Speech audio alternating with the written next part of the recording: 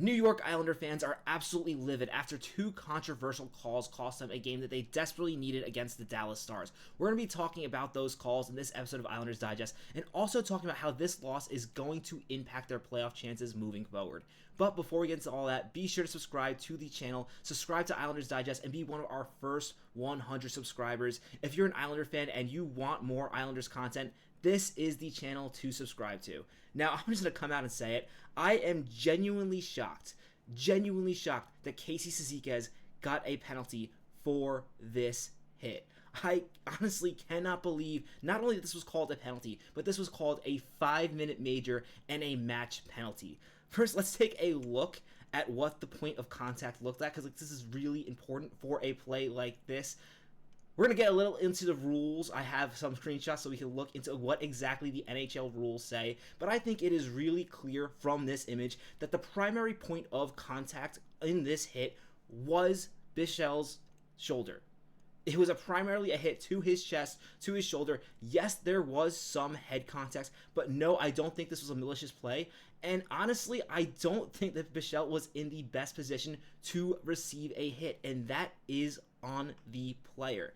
Now, that being said, I will say it is never good to see a player getting hurt. I hope he is all right. There is nothing against this player. I have nothing against Bichel, but this was the wrong call for the referees to make, and honestly, it really cost the Islanders the game. Let's just say it. The Islanders gave up 2 goals in the 3 minutes where they were trying to kill that 5-minute major, and that really cost them the game. They really tried to fight back. They brought it back to 4-3, but they really could not overcome those 2 power play goals they gave up. For a power play, they really should not have had to kill. Now, I really want to bring up some of the NHL's official rules on checks to really give insight to why I do not think this is a penalty, and this has honestly been a major problem for the NHL this season. They have been incredibly inconsistent with these rules. I mean, we saw it earlier this season when Maxim Siplikov did not get a penalty in a game for a hit that I think was clean, and then the league later went on to suspend him, which is definitely something I'm concerned on with this hit for Casey Ciziquez. No, I don't think he deserves a suspension, but honestly, I didn't think Siplikov deserves a suspension,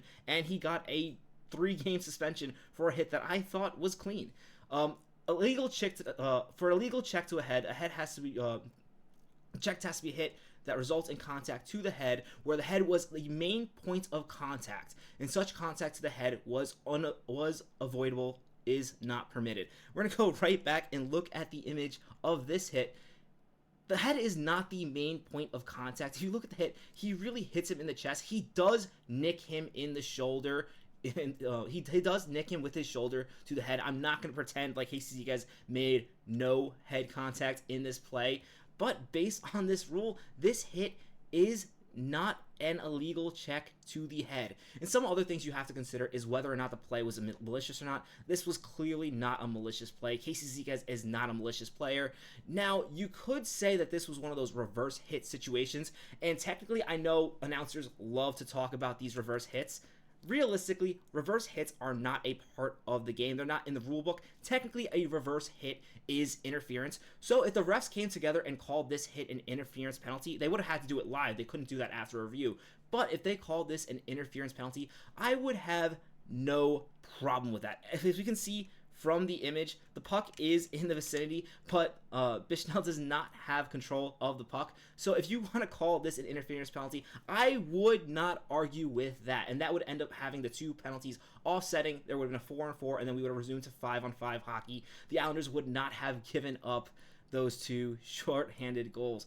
But going back to what we were talking about with whether or not this was a match penalty, to get even more, why I'm even more frustrated about this hit is, if you look at the rules for a match penalty is when the referee, at his discretion, may assess a match penalty if, in his judgment, the player attempted to or deliberately injured the player, his opponent, with an illegal check to the head.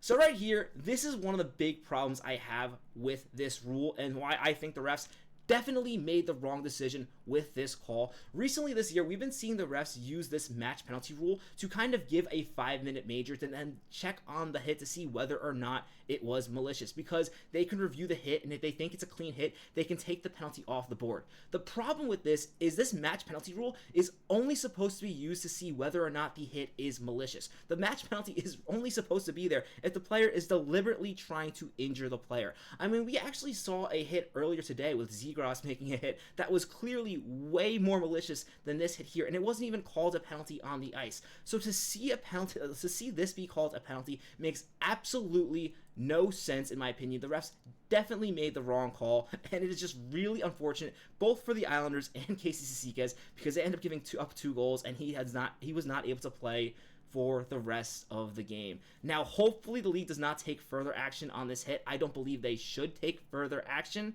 We'll see what happens, though. As I said earlier, I didn't think Siplikov would get a suspension for his hit against the Flyers, and he got a 3-game suspension. So we will see what happens there. Now, the other controversial call that happened in this game was the Islanders scored a goal to tie up the game with a few minutes left. I think about 4 minutes left, maybe even a little less than that. And it got taken off the board for goalie interference. Now, a lot of you Islander fans might be upset about this call. I was definitely upset when I first saw it, because I always get excited when the puck goes into net. I always think, hey, that's a good goal. Let's go Islanders. But honestly, if we're going to look at this, if we're going to look at the situation here, it does look like Pierre Engvall is clearly in the crease when the puck goes in the net. On the broadcast, they were talking about how technically Pierre Engvall does not touch the goaltender. It's the defenseman that makes contact with the goaltender. This really does not matter. The NHL has clarified their rules on goalie interference this season. Now, they have not done the best job at enforcing it, and that's definitely a problem I'm having with the NHL, with both this rule and also the rule on checks to the head. If you're going to call it consistently the same way every time, I don't have the biggest issue with it, even if it goes against what's said in the rulebook. It's when you have different refs calling different things in different games. I mean, we've seen multiple different calls today on hits to the head. That's when you have a problem. That being said, if you look at this play, Pierre Engvall is clearly all the way in the crease. Honestly, just being in the crease, you're preventing the goalie from having the real estate he needs to make a move and save the puck.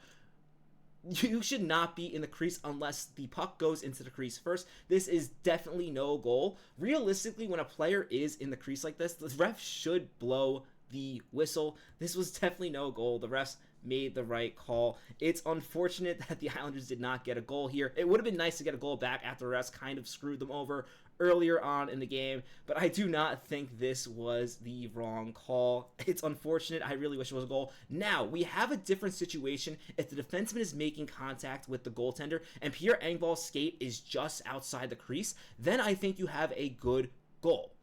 However, not the case. Engvall is clearly as far into the outside of the crease as he can possibly be. You can't even make the argument that his skate is at all out of the crease. Definitely was no goal. Sorry, I wish it was a goal. It's not a goal. According to the rules, that was not a goal. Now, we do have to talk about how this loss, it's only one game, but it definitely has major implications on the playoff race. And now I'm going to pull up the standings, and this is not going to be, if I can find the standings, this is not going to be, yeah, here we go. This is not going to be good for the New York Islanders. As you can see, they are now 3 points behind the Rangers. They have a game on the Rangers, but they have 3 points behind. There are a lot of other teams in this race. They still have to chase the Bruins, the Blue Jackets, if they want to get one of those spots that the Detroit Red Wings or the Ottawa Senators have. This loss really hurts, especially because the Islanders played a really strong game. It's bad enough in this playoff race when the Islanders play poorly and they just don't deserve to win, but when they really put out an effort that deserved to get 2 points and they end up getting none, it really stings because you're running out of time. The Islanders really don't have that many games left to catch up and get into a wild card spot. The Rangers are not playing their best hockey, but they have 3 points on the Islanders. They have a game against the Islanders coming up. The Islanders are going to have to win that game if they want to have a shot. Boston Bruins are another team. They're ahead of them. The Islanders have games in hand, but games in hand do not matter if you do not win them. And right now, the Islanders are on a 3-game loss streak. It is not looking good. They're going to have to pull out of this really quickly if they want to have a shot at making the playoffs. There is no more time for the New York Islanders to dilly-dally.